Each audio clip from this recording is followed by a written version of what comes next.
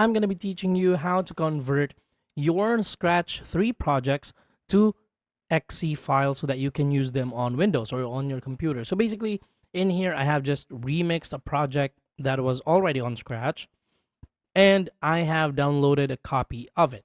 Now, in order to convert it to EXE, you want to go to this website like Turbo War Packager, and then in here, it usually looks like this when you first open it, and then next you just want to you can connect the Scratch project ID or URL or file. So I have chosen the file, then sample SB3, and then after that, you can just simply um,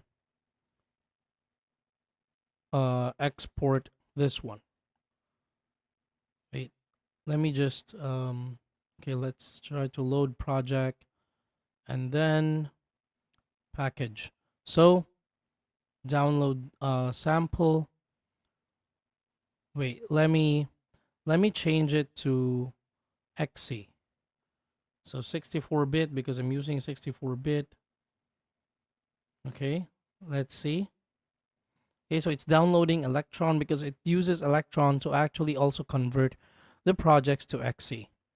It's compressing this one. So in here, we're going to be doing this. All right, let's open the download. Let me just extract this quickly on my other monitor.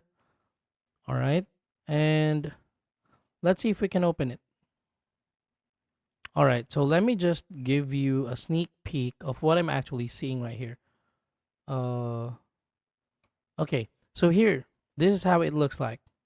Let me just give you the full display. So I've opened this on my computer already.